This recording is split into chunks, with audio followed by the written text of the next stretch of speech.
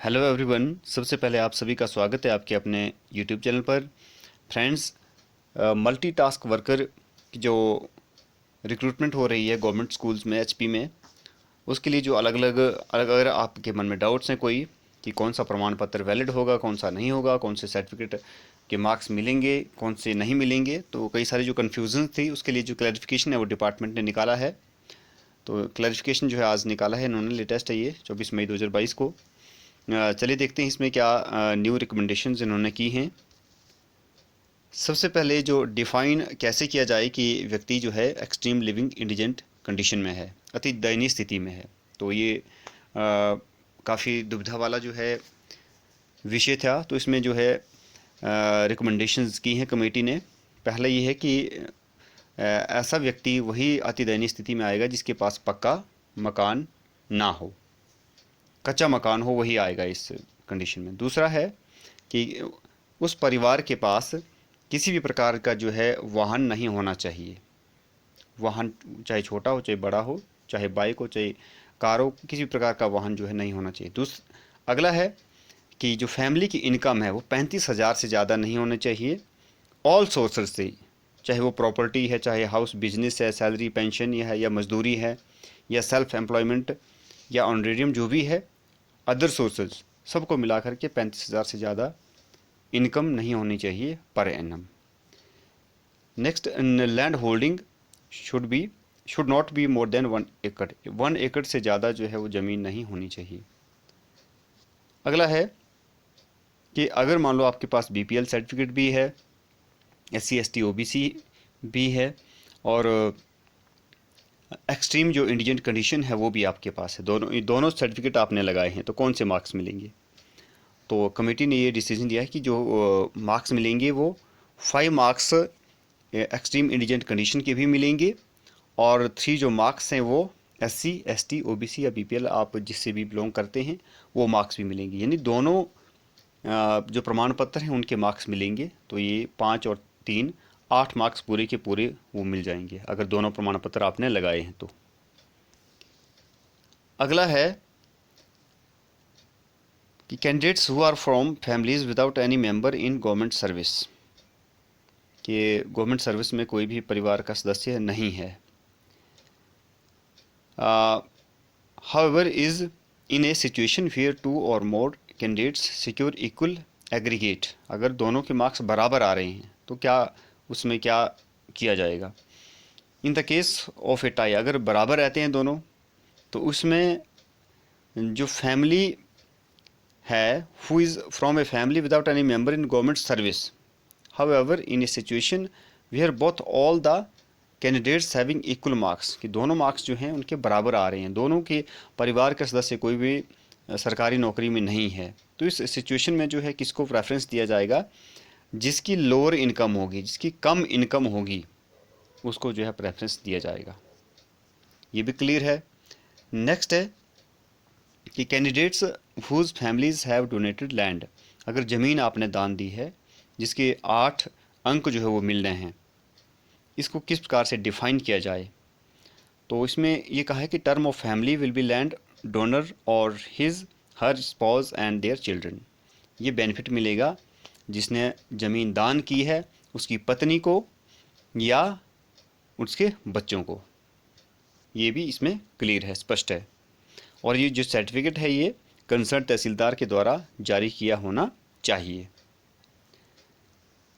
अगर ज़मीन जो है दान आपने नोटिफिकेशन के बाद की है तो उसका कोई भी बेनिफिट आपको मल्टीटास्क वर्कर की रिक्रूटमेंट में नहीं मिलेगा। इसके अलावा नेक्स्ट है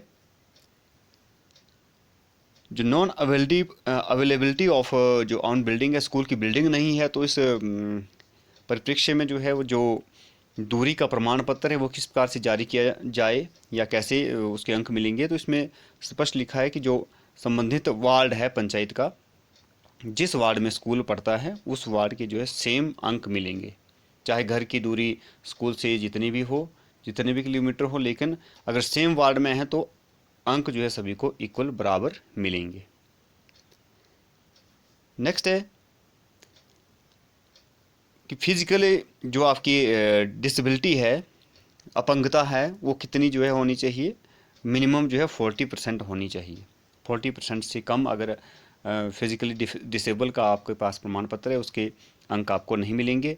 और ये भी इसमें क्लैरिफाई किया गया है कि अगर मान लो डिसेबिलिटी ज़्यादा है, अपंगता ज़्यादा 100% तक है, तो इसमें ये कहा है कि वो भी अप्लाई कर सकते हैं, क्योंकि नोटिफिकेशन में ऐसा कहीं नहीं लिखा है कि 60 या उससे अबव या 100 तक जो व्यक्ति अपंगता प्रमाण पत्र जिसके पास है वो अप्लाई नहीं कर सकता, वो कर सकते हैं वो भी, शर्त है कि वो जो है उसका क्या होना चाहिए, he has to be of a sound mind, मतलब उसका जो माइंड है वो सही होना चाहिए।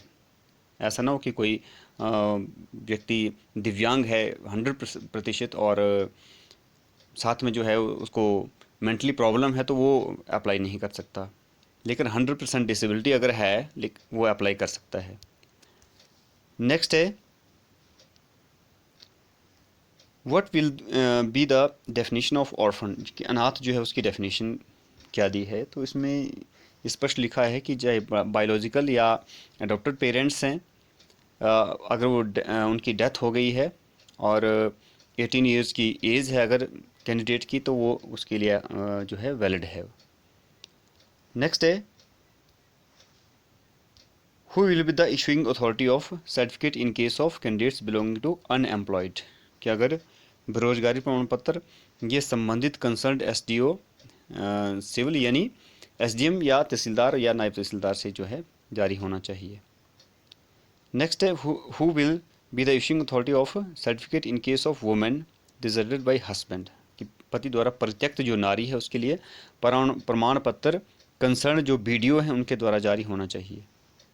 नेक्स्ट है जो क्वालिफाइंग एज इज़ डिस्क्राइब्ड, की जो एज लिमिट है वो होनी चाहिए 18 से 45 के बीच में। अगर आप कैटेगरी से संबंधित है SC ST या OBC तो उसके लिए रिलैक्सेशन है 5 ईयर, यानी 50 वर्ष की एज तक भी वो अप्लाई कर सकते हैं। नेक्स्ट है if a member of family has already awarded the benefit of land donation appointed as part time, जो वर्कर्स हैं उनकी अगर ऑलरेडी बेनिफिट ले चुके हैं, the benefit of land donation will be given only once, तो उसका जो बेनिफिट है एक बार ही मिलेगा। अगर कोई पहले ही बेनिफिट ले चुका है भूमि दान करने का तो उसको दोबारा से बेनिफिट नहीं मिलेगा, ये भी स्पष्ट है इस नोटिफिकेशन में।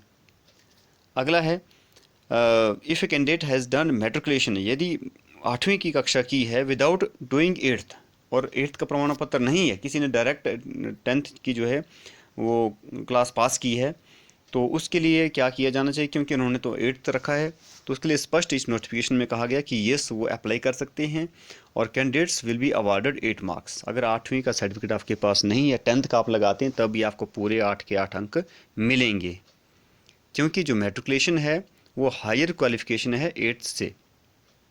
तो इसमें स्पष्ट है, ये सारी चीज़ें जो है इस नोटिफिकेशन में स्पष्ट कर दी हैं, पूरे क्लैरिफाई कर दी हैं कि किस प्रकार से जो है वो आपको अंक मिलेंगे। A person who has not done 8th class but has passed a higher examination can not be deprive of marks available for having done 8th class. तो ये सारी चीज़ें जो है इसमें स्पष्ट लिखी गई हैं।